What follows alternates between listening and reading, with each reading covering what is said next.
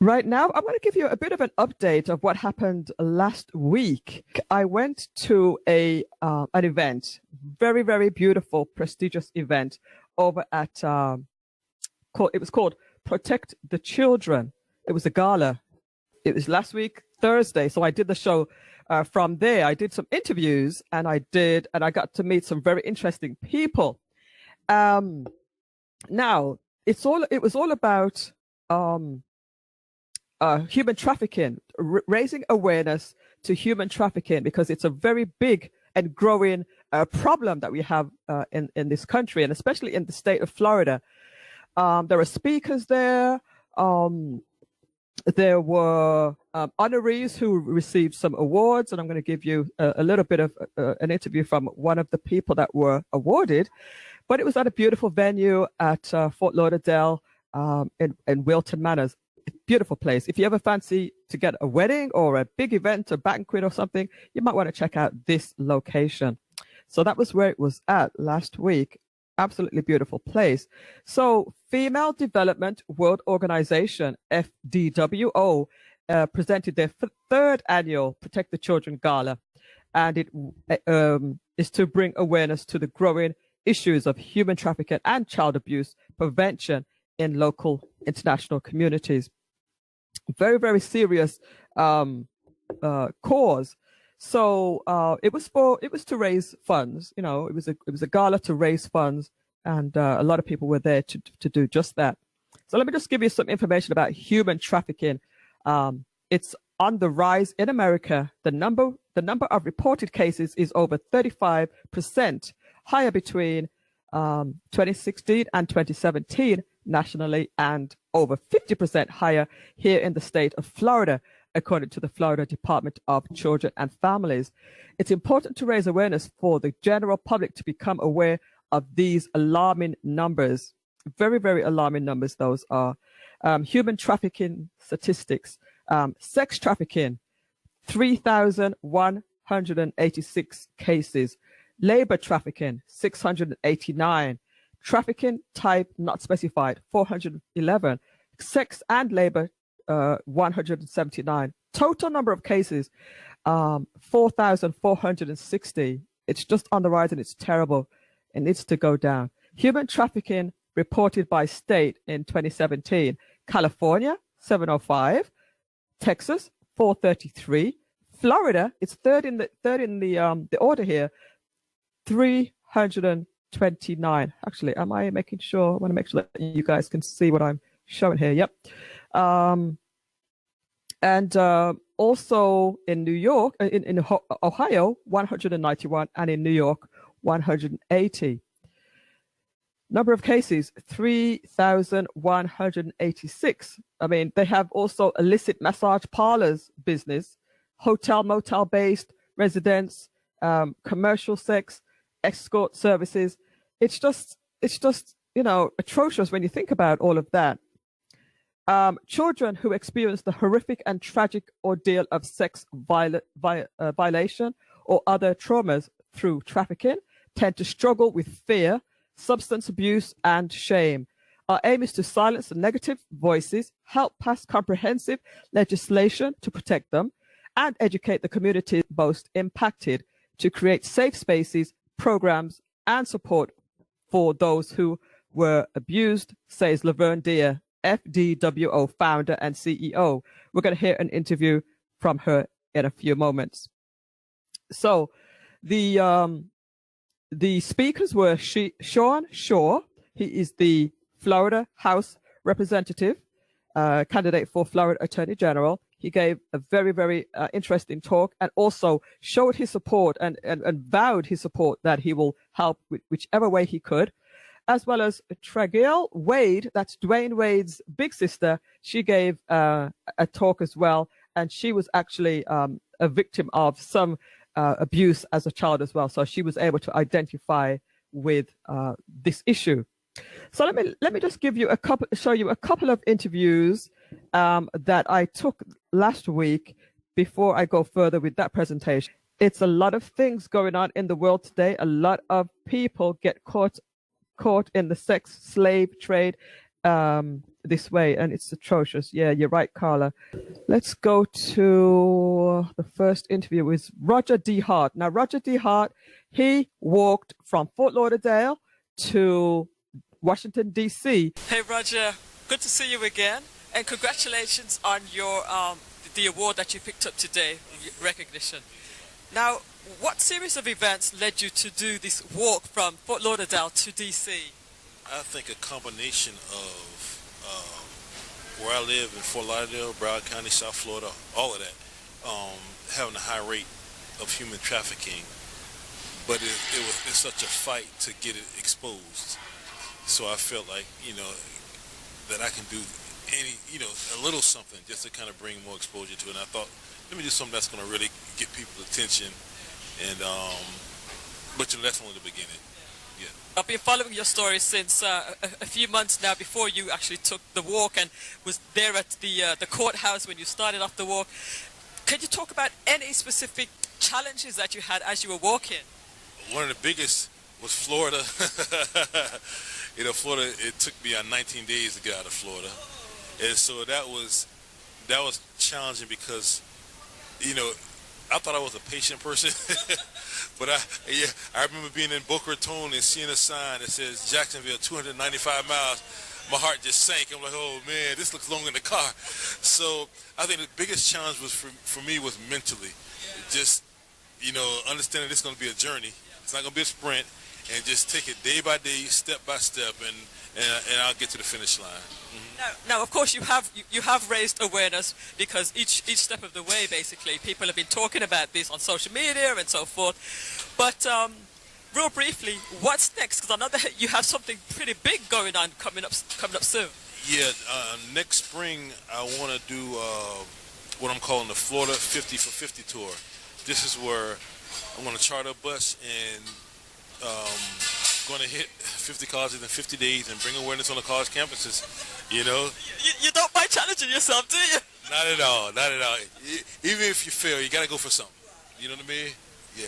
Well, I'm so proud of you and the work that you're doing. You do help a lot of people because of the work that you're doing to raise awareness and so forth. So just well done for being here and receiving your award, and well done, and keep going. That means a lot. And I also want to tell you, thank you for coming to my send-off. That meant a lot to me. Seeing your face there, it was very encouraging. So I thank you so much for that.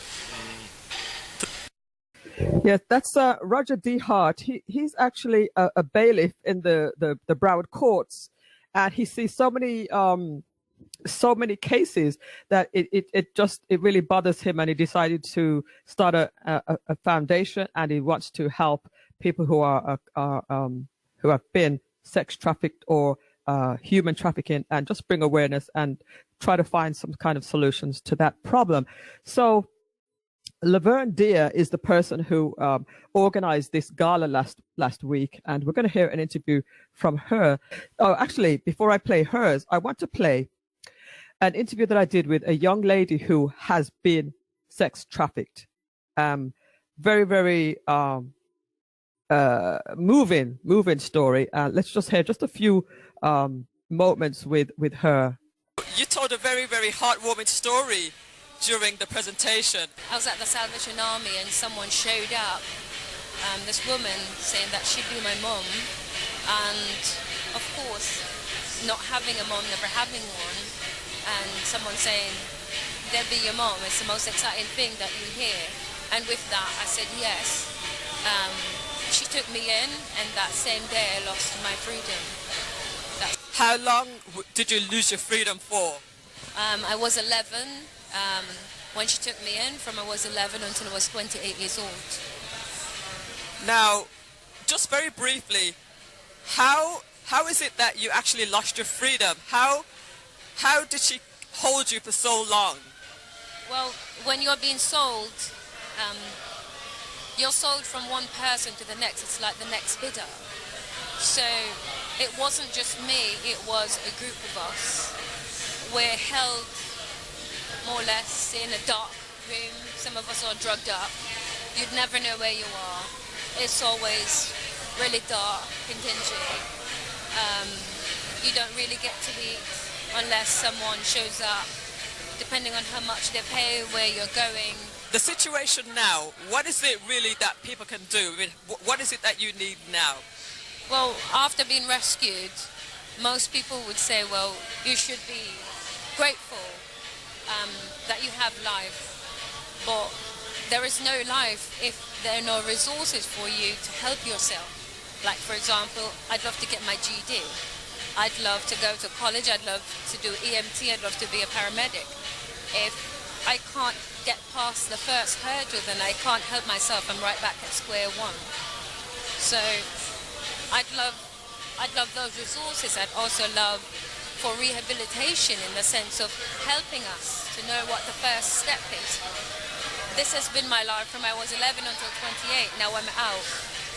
What does life look like? What does the norm? What does that mean? I'm out in the street and everything's really loud. Like I'm here and it's really loud and that's triggering for me. It's the norm for some people, but it's not for me. Like a room of people, that's just too much. So it's like we need help in terms of rehabilitation, in terms of society as well, in terms of helping us to get a job so we know what it's like to earn for ourselves, so that we're not depending on someone else and feeling someone's still going to have to take our money and we're going to be beaten and raped and tortured, and then at the end of it, all that you can think of is, thank God I got past tonight, I'm still alive. Just look at the camera and just appeal to people. What can they do right now to help you and people like you? Well, what you can do to help us right now is to help in terms of resources. We'd love to be able to, a lot more of us would like to come forward like myself and speak up and speak out and not feel judged. When someone's sex trafficked, it does not mean that they ask for it, that they beg for it, or that it's a lifestyle. An 11-year-old, 12-year-old, a 9 years old, it doesn't matter what age you are if you're being forced against your will. You did not ask for it. It's not a lifestyle. The resources that we need in terms of rehabilitation, in terms of society, knowing how to blend in, knowing what to do, what the first steps are, knowing how best to deal with things and circumstances when they come about. Education, what does that look like? Financially, how do we manage our money? What do we do? What does budgeting look like? Well, thank you so much for stopping by to talk to us. I'm sure there are people that are going to be able to help you, even, one way or another. At least, people have heard your story now, and people are giving tonight, donations, and those donations will go into resources. I'm sure there are some resources in Broward. We'll make sure that you get that information that you need so that, we can help you and people that have unfortunately had to suffer the trials that you've had. Still are, yes. Thank you very much for having me. Yeah, I mean, when you speak to Nadia, you really got a sense of that this is real, because you don't really hear of stories. You don't really hear of somebody or know anybody that's been sex trafficked or that's been, in a situation like that. So this actually made it really real to me. And, a lot of people, when she actually did her speech, she went up and spoke during the evening, and she just poured her heart out and told people how it was for her.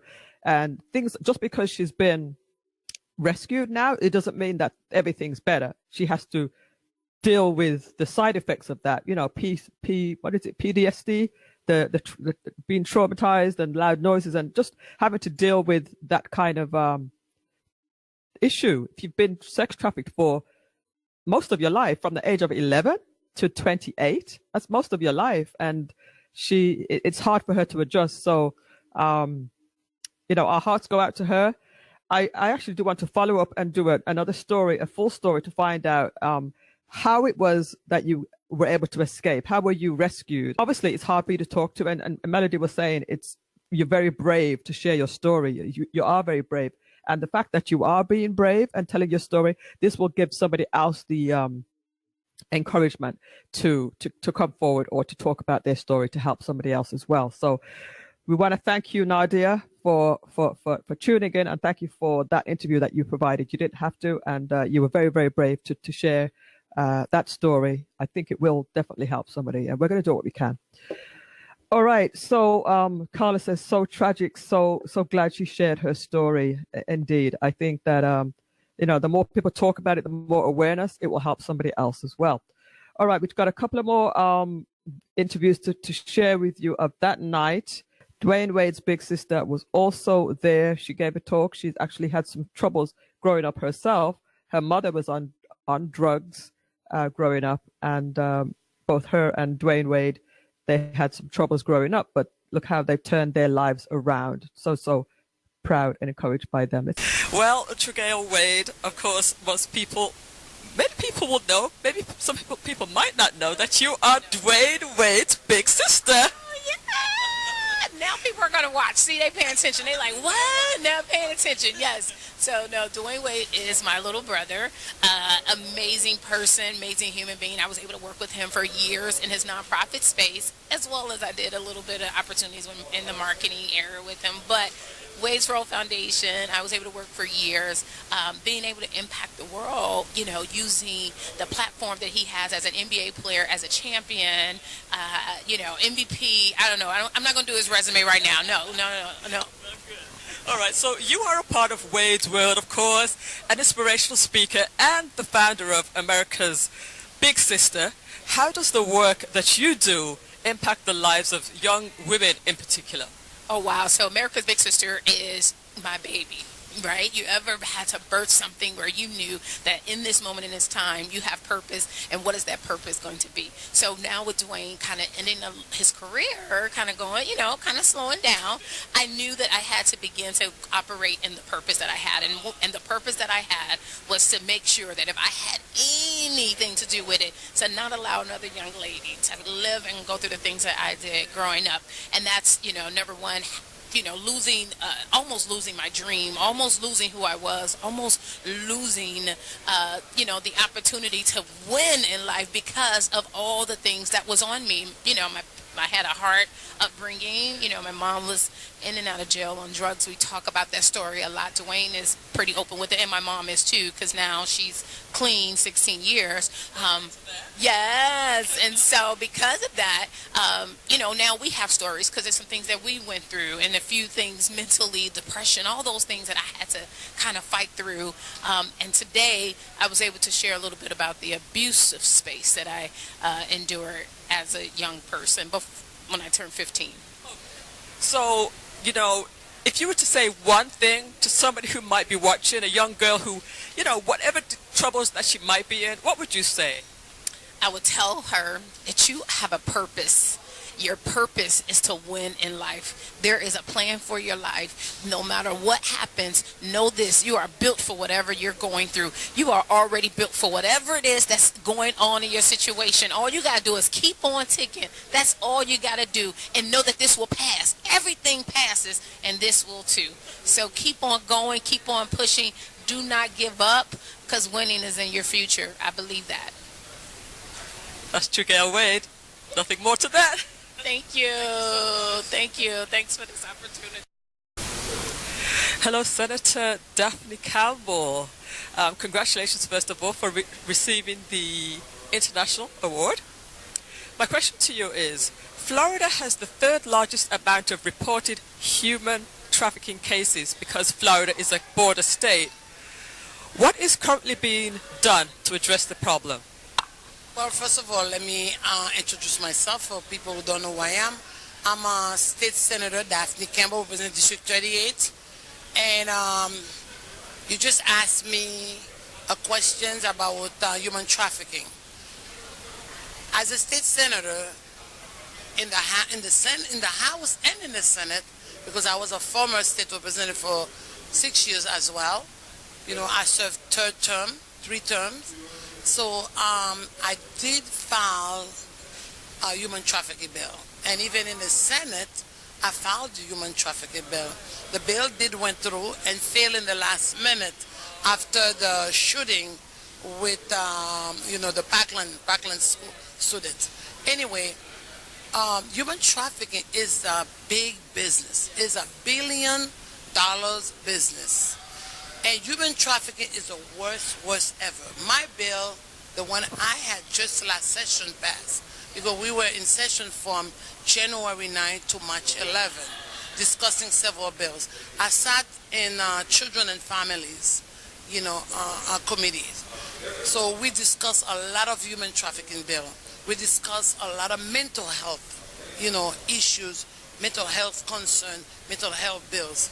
So I have two bills, two bill on human trafficking, one on mental health. But the one on human trafficking, my bill, let me explain my bill first, is if you pick up a child and trafficking a child and bring the child to a hotel, the hotel people should know what's going on. So we were holding them accountable, responsible for the action of the traffickers. But it was a big controversy in committees because the hotel don't want to take their responsibilities. But last year in the Senate, one of my bill was to educate the high school kids about human trafficking. So, because you have to know the signs of the traffickers. And I told our students, if you walking on the street after school, someone stab you, a man or a woman stabs you and says, "Can I give you a ride?" Do not take that ride. Instead of to take that ride, call police. Call the police and let them know, because once they pick you up and took you in the car, you don't know where they're going to take you. They could take you to hotel, they could take you to any areas where people would never find you. It's really sad when I heard, the young lady about what happened to her. But in committees, we heard worse than that. We had a young kid who did tell us she was only 11 years old. She was picked by a man, and they took her to a hotel. She was tied up in the hotel. No one knew where she was, and she was there for almost a month. But how can someone been there for months? You telling me the hotel people don't realize something is wrong? So this is why we wanted them to be responsible as well. But it was they don't like it. So that girl says it's one day, they left her alone, and she ended up, losing up her hands, pick up her phone and call a family member. She remembered the number, and this is how she get out. I think, what needs to be done as a state senator is to make sure we end human trafficking, to be very strict and put a good policy in place, and make sure, those traffickers, paid for their act. Well, Senator Daphne, Lavern there is going to be so fortunate to have you on her side, for sure. She win a lotto tonight by getting Senator Campbell on her side, because that's my passion as well. And I really speaks, advocates, and work tirelessly for organizations just like this one. Tell you, I had a good time meeting all of these wonderful people, very interesting people. Of course, I spoke to Mr. Calvin Hughes from Channel 10. I was so excited about that. But first, let's just hear from Lavern dear. Hi, Lavern dear. We're here again. I mean, what an amazing event. This is, the third annual? Yes. So, I've been following your story for a little bit now. The last time we spoke, you were trying to get a bill passed. Can you talk about what happened with that up until what's happening now? So the bill in the last legislative session made it through the first committee, but it did not make it through the committee. In fact, none of the human trafficking bills made it anywhere. One bill came closer, but the senator actually pulled that bill for whatever reason, I'm not sure. But everyone now is talking about it and having the conversation. So I feel good that we have actually taken it on, and now we see people are doing internet shows, we see people are doing different things. So I feel really good that we have actually started that process with the bill, because in order to make effective change, you need lawmakers and you need laws, right? So the bill that we propose is for increased awareness, and which is needed, right? And even if you look at the awareness piece, this gala, people don't understand. I use this for the awareness. I don't use it to come and party. Yes, because if you really look at how much media attention we received, right, prior to even coming into the event. So January 22nd, we did the press conference in Tallahassee. February 22nd, we did our first town hall in Dade County. And March 22nd, there's something about 22. Maybe because I'm still stuck on 22. But March 22nd, we did our Broward Care Human Trafficking Town Hall. And now June, actually 29th, we skipped the 22nd. June 29th, we have this charity event. So this event is it lead us up to that climatic point, right, where we bring together the right people in the room. As you saw the speakers today, a senator who has pledged to give us money. I mean, you can't ask for anything better than that. And then not only the senator, but Representative Sean Shaw, who stood and made a pledge that he is going to make this one of his initiatives. So I am happy about that.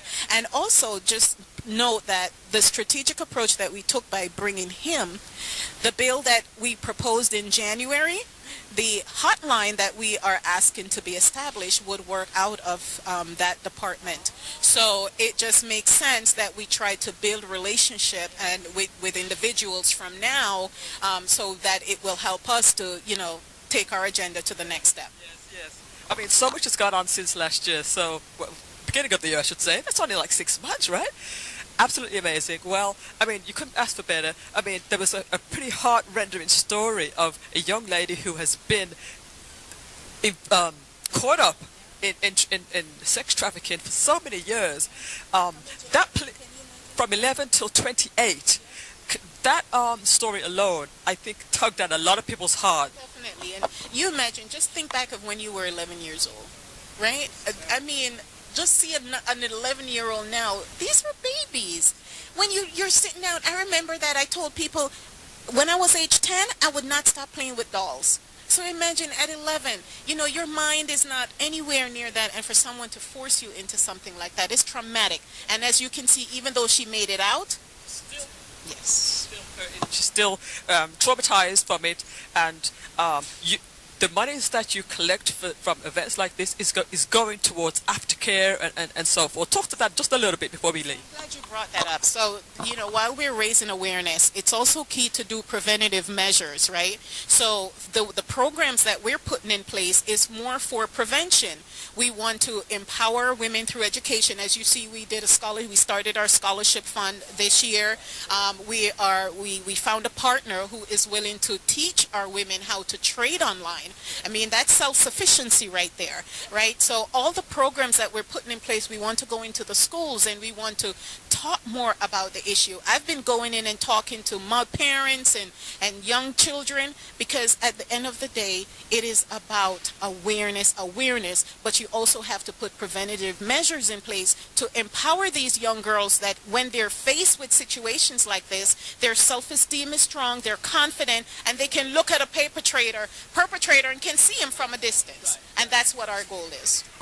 Well, Lavern, dear, I'm so proud of the work you're doing, and I want to thank you on behalf of everybody in our community for doing this. It's well needed, and congratulations on a great event. Thank you so much, and the Ladysong show you are awesome for coming out here and doing your live broadcast. Hey to her audience, she is the best. Thank you so much, because it takes the media to also help our voice to get out. All right, thanks again. Have a great night. All right, we just have one more to play, just about 2-3 minutes, and then we're going to go into our interview. This is Calvin Hughes from Channel 10. So you are the Emmy-winning Channel 10 news anchor, Mr. Calvin Hughes. Thank you. In your experience, though, have you noticed any trends in the amount of human trafficking and sex trafficking cases that are covered in the news now? You know, we have, in large part because, I've been in television for over 20 years now, and I don't recall many stories like this at all happening, not only just in other parts of the country, but also here, and covering stories like this. We just didn't do that 10, 15 years ago. So, yeah, I have seen an uptick of stories about human trafficking, and for good reason. Because we cannot shine a light on it enough. I don't think many people realize that even though slavery ended for many people in 1865 is what some people think, the fact of the matter is 250,000 people are still enslaved today via modern slavery. And I've had the privilege of traveling to places like Haiti and Cuba, and in those places you see it. It's out in the open. It's in plain sight. So I think in America, I think we sort of take it for granted. Everybody is dealing with something. But to tell someone that modern slavery is still going on, it's hard for people to really sort of comprehend that it's still going on. So I think in Miami and places like Nevada, I've even done stories about human trafficking myself, because Miami, Nevada, New York, these are all convention towns where tourism is high, conventions are real high. So they get these people who come in and spend a lot of money, and they want to have a lot of fun in that moment, and they end up getting whatever they want right in front of them. But thankfully, websites, some websites have been shut down that sort of help them do that. Backpage.com was shut down. So that was a real vehicle for a lot of people to use to try to get to young girls and for human trafficking purposes. But bottom line, to answer your question, yes, there has been an uptick of stories about human trafficking, and unfortunately, it's a fact in our daily life, and we can't do enough to fight it. Yeah, I think it's also a problem in somewhere like Miami, because it's a border state, so people are coming in from Haiti and the Caribbean. What can be done, do you think? I don't think anyone knows the answer. I think raising money like we did tonight, doing whatever we can, getting the word out, talking about it, doing what you're doing right now, these are all ways to use as a weapon to try to fight and combat human trafficking. But I think because it is such a multi-billion-dollar industry, it's tough to fight. It is tough to stop. Law enforcement, they're doing all they can, but they are limited. So I think it takes neighbors recognizing and alerting other people about the issue, and a lot of awareness. That's the answer. Yeah. Well, thank you for stopping by, Calvin Hughes. Have a great evening. Thank you. You too. Thank you. Yes, indeed. That was Calvin Hughes from Channel 10. I was so excited to talk to him. And one day I'd like to be just like him. Everybody, just show some words of encouragement for Nadia. She's right here in the chat room. Just give us some words of encouragement, please. We want to let her know that we care, and our heart goes out to her as well. So just show us some love in the chat room. Melody, there are not a lot of appropriate trauma-informed services for survivors in South Florida. Yes, it's not easy. It seems to be an issue that people are still not quite used to dealing with. So it's a learning process for all of us, even just to address somebody who's gone through those type of traumatic experiences. It's hard to know what's the right thing to say and the wrong thing to say. So we're doing all we can right now. Tune into the Ladysong Show every Thursday from 8 until 10 p.m. Eastern on Facebook Live. For interviews, events, advice, and the very best in feel-good music, the Ladysong Show. Start your weekend early.